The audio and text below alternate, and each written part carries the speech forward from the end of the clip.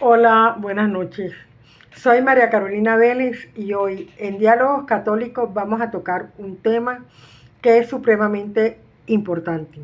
Trataremos de lo que yo defino la carta de amor de Dios para el hombre.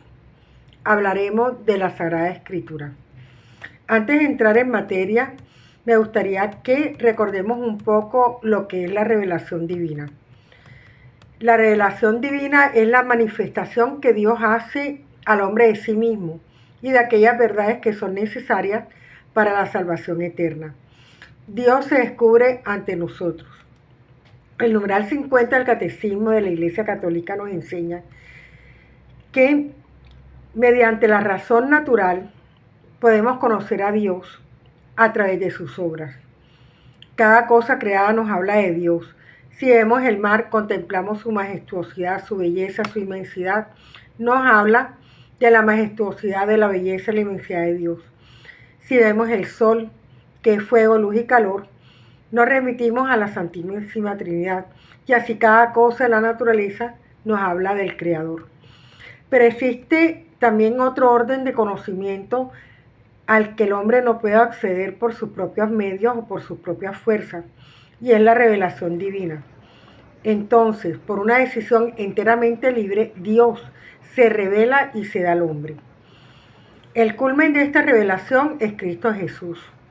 Cuando por mandato de Jesús los discípulos salen a predicar la buena nueva, la transmisión de este evangelio se hace de dos maneras. Nos enseña Dei Verbum en el numeral 7.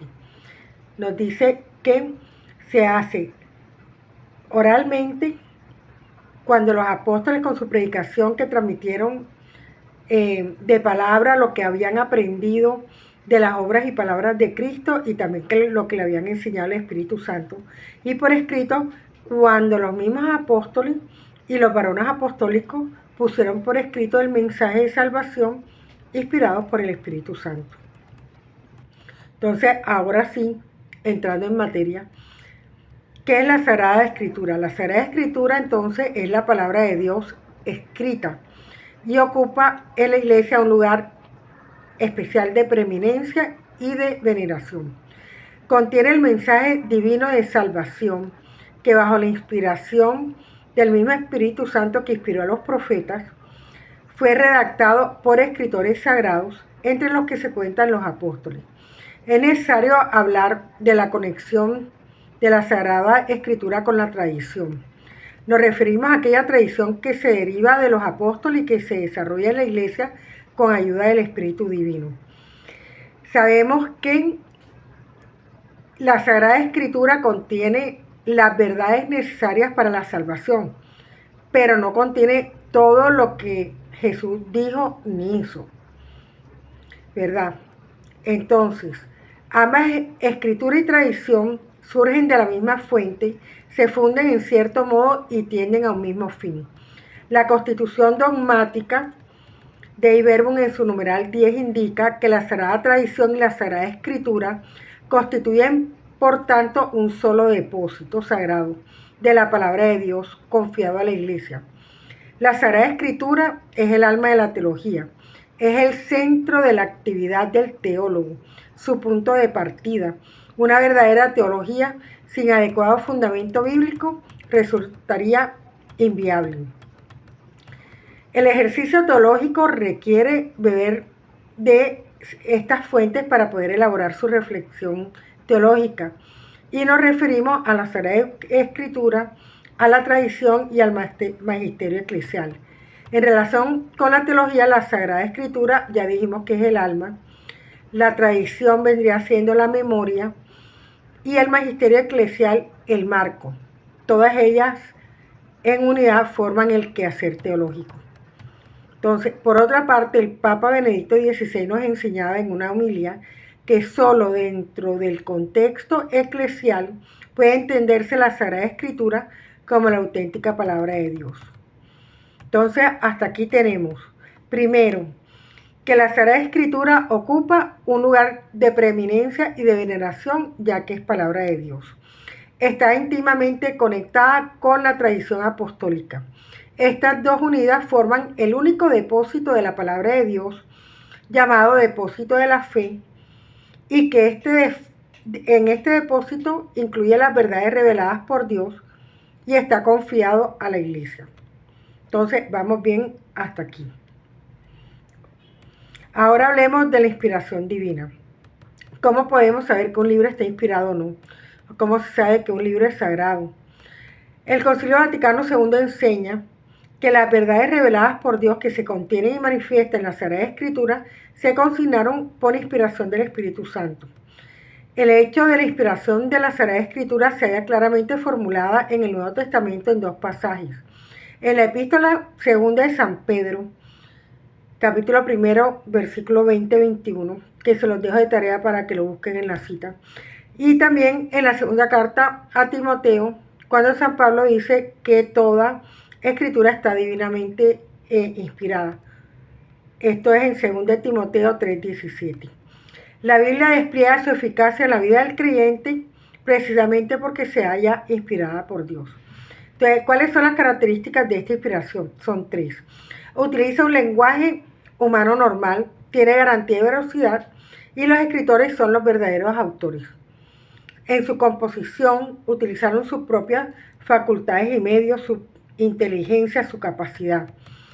Vemos algunas imágenes donde está el angelito soplándole al escritor sagrado, o de pronto nos hacemos la imagen como si eres el Espíritu Santo el que le estuviera guiando a la mano, pero no, podemos decir que la Sagrada Escritura fue escrita a dos manos, ¿verdad? Enteramente por el hombre, el agiógrafo, y enteramente por Dios.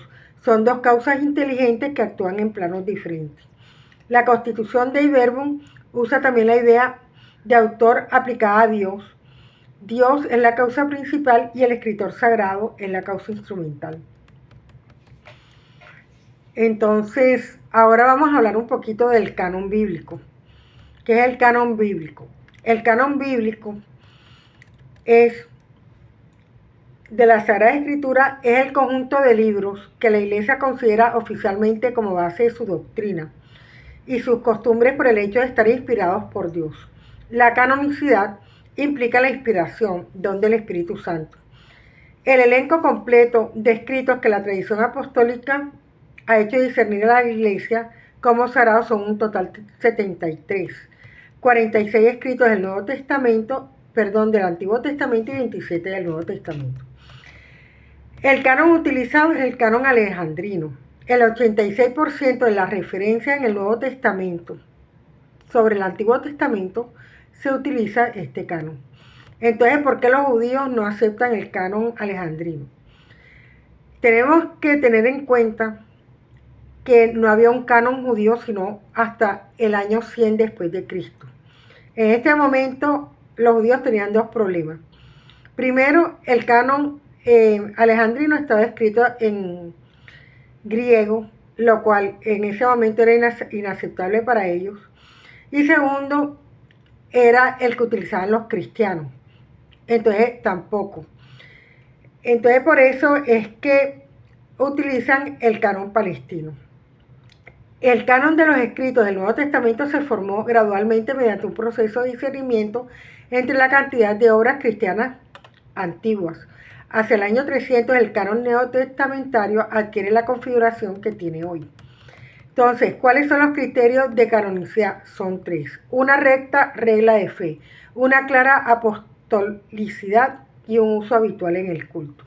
Y para acabar, expliquemos lo que es la exégesis y la hermenéutica. La exégesis bíblica es el estudio crítico y detallado de un texto bíblico con el fin de comprender su significado original y su contexto histórico-cultural. El objetivo de la exégesis bíblica es descubrir el mensaje que el autor original intentó transmitir a sus lectores. Por lo tanto, es esencial tener en cuenta el contexto cultural, lingüístico, literario de la época en la que se escribió el texto para entender su verdadero significado. La exégesis bíblica es importante porque sin una comprensión clara del significado original del texto, es fácil caer en interpretaciones erróneas y totalmente equivocadas. La hermenéutica, a su vez, es el estudio y la interpretación de los textos bíblicos, se centra en cómo explicamos la enseñanza bíblica a nuestra vida diaria. Entonces, a través de la exégesis bíblica podemos comprender el mensaje original del texto y evitar interpretaciones erróneas. Por medio de la hermenéutica podemos aplicar el significado del texto a nuestra propia experiencia y contexto. Entonces, como se nos está acabando el tiempo, y como los invito a profundizar sobre este tema, quiero recomendarle alguna bibliografía que fue la que yo utilicé. Primero, el Catecismo de la Iglesia Católica, la Constitución Dogmática de Iberbum sobre la Divina Revelación y el libro de Introducción a la Teología de Morales Fidalgo de la edición Universidad de Navarra. Espero que les haya gustado el contenido de este programa y nos vemos una próxima vez. Muchas gracias por su atención y muchas bendiciones.